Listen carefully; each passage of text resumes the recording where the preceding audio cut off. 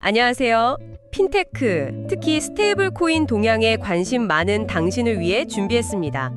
오늘은 서클, 그 서클의 2025년 2분기 실적 발표 자료를 좀 깊이 들여다볼까 합니다. 목표는 이 공식 자료 속에서 서클의 현재 상황, 그리고 또 미래 전략의 핵심을 빠르게 파악하는 겁니다.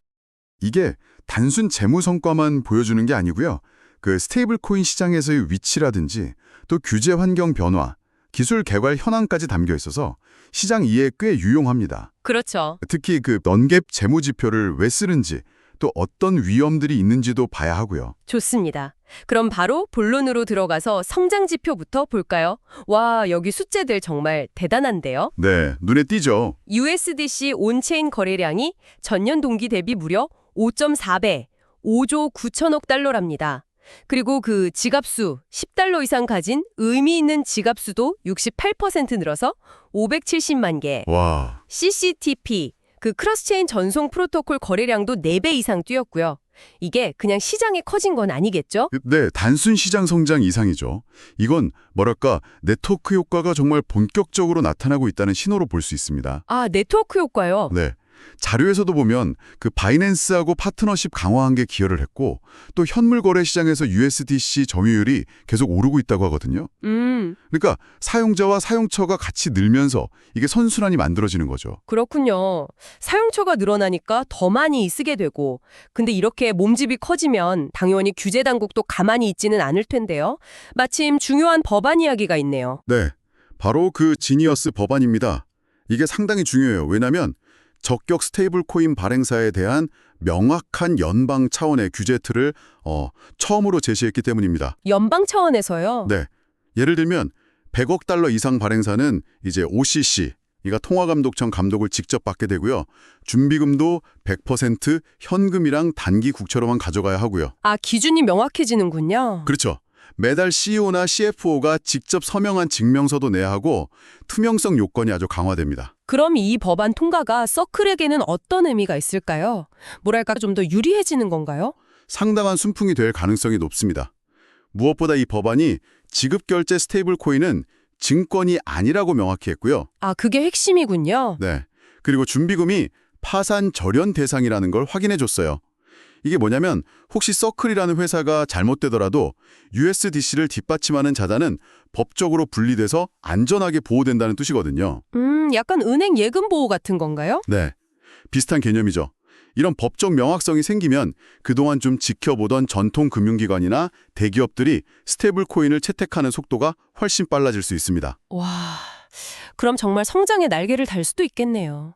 근데요, 재무제표를 보면 약간 고개가 갸웃거려지는 부분이 있어요. 어떤 부분이시죠? 총수액이랑 준비금 수익은 6억 5,800만 달러로 전년 대비 64%나 늘었는데 당기 순손실이 무려 4억 8,200만 달러예요. 이 차이가 너무 큰데요. 네, 아주 예리한 지적이십니다. 개입 기준 순손실 규모가 상당하죠. 그래서 회사가 이 부분을 설명하려고 조정 EBITDA라는 넌갭 지표를 내세우는 겁니다. 1억 2,600만 달러로 견조한 흑자를 기록했다고 발표했거든요. 아, 회계 용어가 좀 어려운데 왜 이걸 굳이 강조하는 걸까요? 갭 손실이 있는데? 회사의 주장은 이렇습니다. 감가상각비나 직원들한테 주는 주식 보상 비용 아니면 특정 소송 비용처럼 실제 현금이 나가지는 않거나 좀 일회성인 비용들을 빼고 보자는 거죠. 아, 핵심 사업만 보자는 거군요. 그렇죠. 그걸 빼면 핵심 사업 자체의 수익성은 좋다는 걸 보여주려는 의도입니다. 실제로 경영진도 사업 성과 평가나 예산 짤 때 이 지표를 쓴다고 하고요. 그러니까 미래 투자나 회계상 비용 빼면 우린 잘 벌고 있다. 이런 메시지네요? 네, 그런 셈이죠. 자세한 조정 내역은 자료 부록에 나와 있습니다. 그렇군요. 이제 좀 이해가 되네요.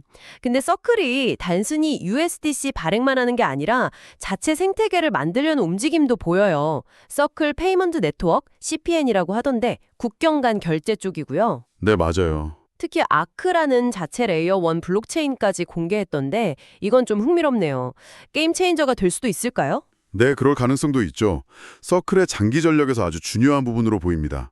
CPN은 이미 홍콩, 브라질 이렇게 4개 결제 통로를 열었고 파트너를 계속 늘리고 있고요. 더 주목할 건 역시 아크 블록체인인데 특징으로 내세우는 게 즉각적인 거래 완결성, 그리고 예측 가능한 달러 기반 수수료, 또 내장된 외환 엔진 같은 것들이에요. 외환 엔진까지요? 네. 이건 단순히 USDC 준비금에서 나오는 수익만으로는 부족하니까 거래 수수료 같은 걸로 수익 모델을 다각화하려는 시도죠.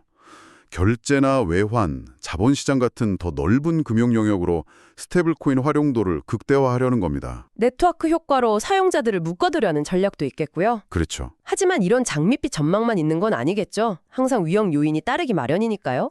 어떤 점들을 좀 조심해야 할까요? 맞습니다. 회사 스스로도 여러 위험 요인을 아주 상세하게 밝히고 있습니다. 경쟁 심화는 당연한 거고요. 네. 스테이블 코인 시장 자체가 워낙 변동성이 크니까 예를 들어 대규모 인출 사태, 그러니까 뱅크런 같은 가능성도 있고요.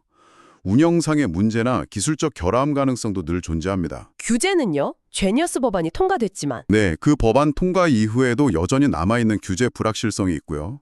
또 외부 서비스 제공업체에 대한 의존도 문제, 그리고 자금 세탁 같은 불법 활동에 악용될 위험 같은 것들도 중요하게 언급하고 있습니다. 고려할 게 많네요. 네, 투자를 생각하거나 서클의 가치를 평가할 때는 이러한 위험 요인들을 반드시 함께 따져봐야 합니다. 자, 오늘 이야기를 좀 정리해보면요.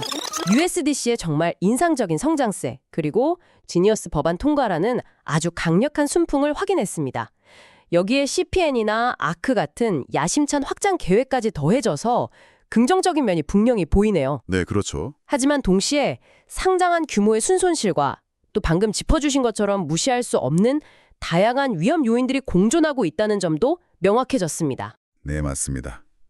결국 핵심은 서클이 이 기회를 어떻게 잘 활용하고 또 여기저기 흩어져 있는 위험들을 얼마나 잘 관리하면서 지속 가능한 성장을 만들어낼 것인가 하는 점이겠죠.